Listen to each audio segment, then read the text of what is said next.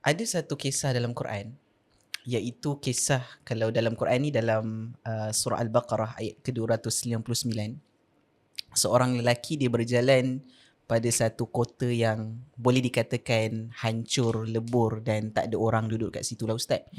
Kalau para mufassirin mengatakan orang ini bernama Uzair. Bagi Ana kisah ni menarik sebab yang pertama sekali adalah menunjukkan keajaiban Allah Subhanahu Wa Taala yang mampu menghidupkan yang sudah mati. Yang kedua sekali adalah kisah ini seolah-olah memberi harapan kepada kita, seperti mana kita lihat negara umat Islam ataupun Palestin yang hancur lebur. Tidak mungkin ataupun tidak mustahil satu hari nanti Allah Subhanahu Wa Taala seperti mana menghidupkan orang yang ini selepas 100 tahun bangkit kembali, begitu juga Allah Subhanahu Wa Taala boleh bangkitkan Palestin, Ustaz. Itu antara benda yang menarik lah yang anda dapat daripada ayat ini. Ni bagi poin besar sebenarnya, optimism. Kisah Uzair ataupun salah satu bab yang diulas oleh Dr. Salah Abdul Fattah Al-Khalidi. Ini juga ulama daripada bumi Palestin. Maka tak pelik karya ini ditulis dengan semangat jihad. Beliau mengambil kisah-kisah 19 kisah yang kebanyakannya kisah Bani Israel. Kisah-kisah yang membabitkan Bani Israel. Hampir semua kisah-kisah membabitkan Bani Israel ada kaitan dengan Bani Israel walaupun tak ada kaitan direct. Dan beliau menamakan kitab ini sebenarnya bukan hanya ma'a qasasis sabiqin.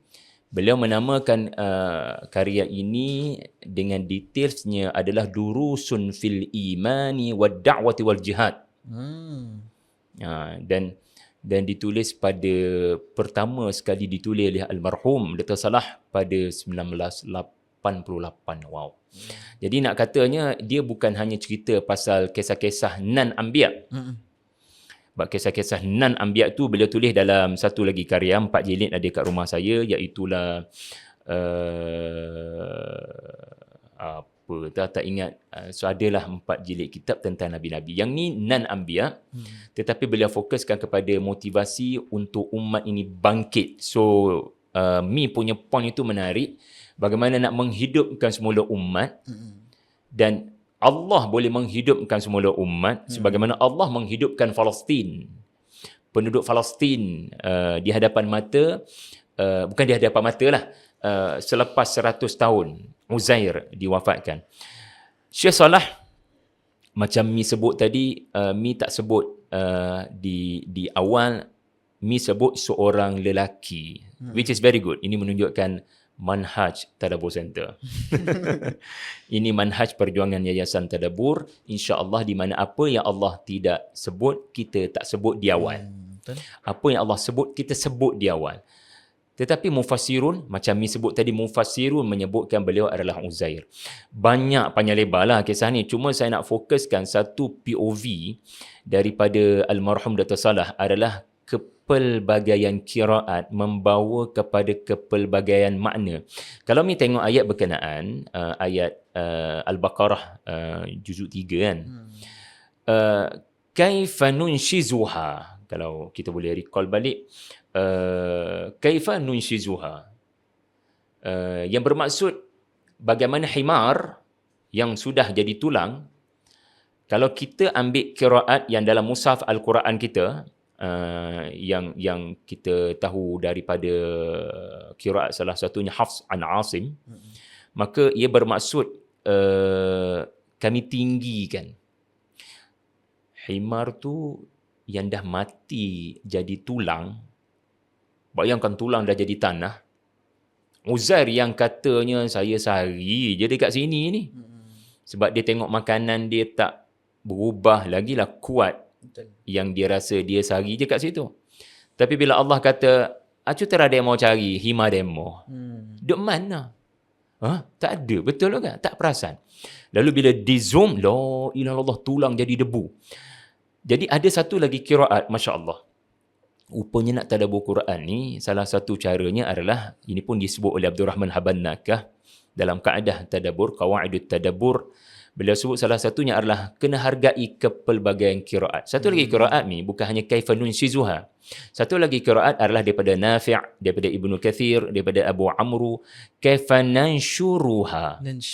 Kaifa nanshuruha. Kalau tulang tu nak ditinggikan, maknanya tulang tu, bayang macam mana debu-debu ni bergabung jadi tulang. Kemudian dia macam main Lego lah Mi.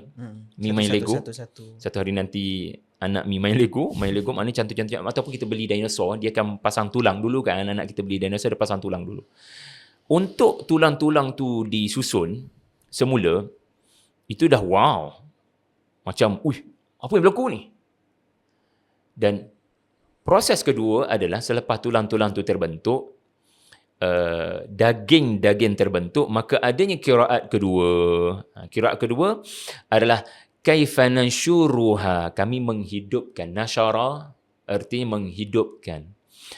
Jadi dengan qiraat kedua, maka ia menambah wow faktor kepada Uzair untuk meyakini Allah sahaja Maha Berkuasa, untuk menghidupkan, menegakkan terlebih dahulu nanshuzuha, kemudian nanshuzuha, kemudian nanshuruha. Nunshizuha, nanshuruha. Jadi kita kadang-kadang dalam baca Quran kita tak perasan. Imam baca lain daripada apa yang kita baca. Itu pun kita tampar. Relax lah weh. Kita tak ngaji qiraat, lepas tu nak marah kat orang. Jadi ilmu qiraat, sahabat-sahabat, adalah ilmu penting tau. Untuk membantu tafsir dan tadabbur Quran. Itu yang kedua menarik.